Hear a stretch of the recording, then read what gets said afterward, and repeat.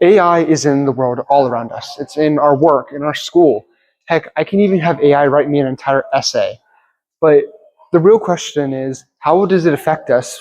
Is it really just a big bubble? But really, what even is AI? Big AI. About AI safety. It might just replace us. Open AI. Super intelligence. AI's mission of AI. AI necklace? That AI is a feature. Smarter than any Nobel Prize winner.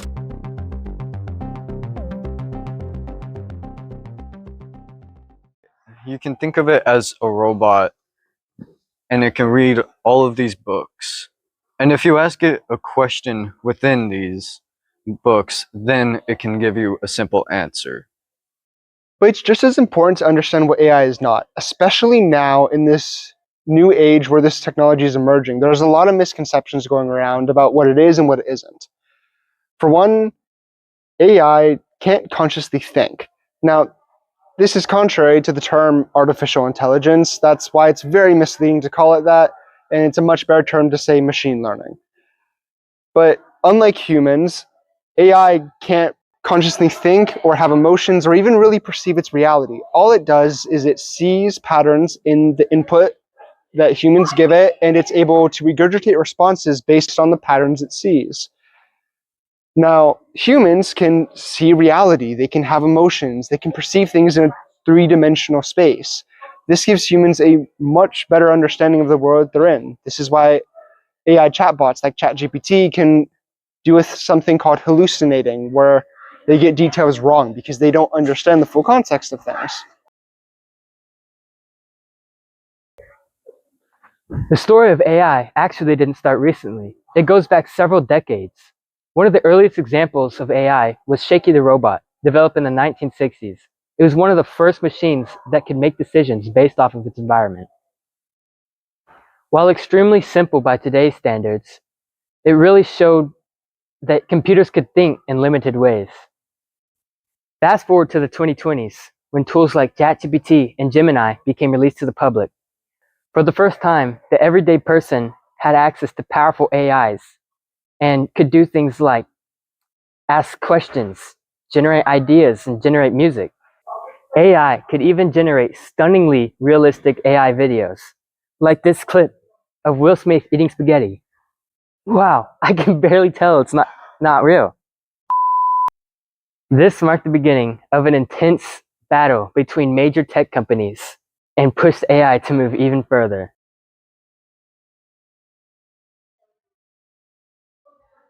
Now for the bad news. As of May 2024, over 80% of high school students admit to using ChatGPT in their work. This is very bad news because it's not allowing students to build up their own ideas without the use of AI thinking for them. This issue is mainly relevant whenever ChatGPT first launched, as teachers didn't really have a way to combat the use of AI. But now we have tools such as ZeroGPT, which, ironically enough, use AI to counteract the use of AI in students' papers. As AI continued to develop, it slowly began to work its way into the workforce, and it began to create new jobs, especially in the digital space. It even created new jobs in the IT area. And suddenly, it seemed like AI was a major global phenomenon.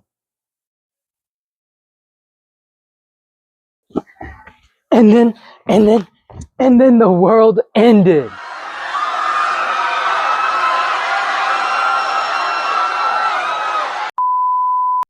Metaphorically, of course. In 2025, a Chinese company released a new AI model, DeepSeek. It was cheaper, it was more powerful, and it was a better option overall. This caused stocks, AI and technology, to plummet rapidly. This was short-lived though, because later on it bounced back. As we've previously said, AI is one of the fastest growing industries on the globe. It's also one of the most expensive, so the question comes up is, how do these companies even survive? I mean, if I'm having to run multi-million-dollar data centers, but I'm not making very much profits, how does that even work? Well, off of an infinite money loop. Now, no AI company is going to admit that to you, but we dug in and turns out there's a hidden money loop. The AI industry is quite confusing as it doesn't run off the traditional money-making techniques. Instead, we found that it tends to run off of a money loop that just continually cycles funds. A great example of this is the fact that NVIDIA, the GPU company, invests in OpenAI, the makers of ChatGPT. But OpenAI buys GPUs from NVIDIA to run their AI. So NVIDIA pays OpenAI, but then OpenAI is just paying NVIDIA. So this is already one small loop, but there's others. Microsoft, the company behind Windows, invests in both OpenAI and NVIDIA.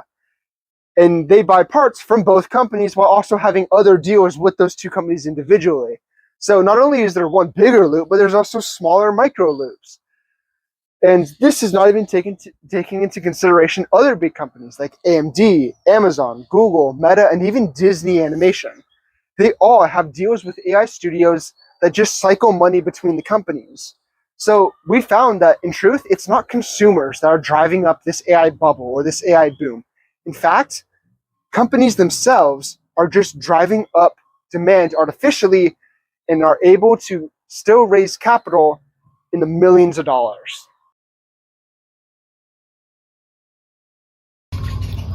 So where does that leave us? AI isn't slowing down anytime soon. In fact, it's only going to become a larger part of everyday life. In the near future, expect AI to show up more in school, jobs, and even healthcare and entertainment. Some jobs will change, new jobs will be created, and people will have to learn how to work with AI instead of against it.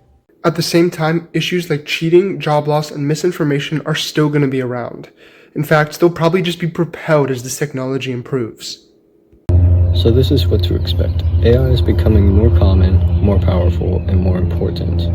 But the real question is, how long will we allow this bubble to get before it eventually pops, if it does?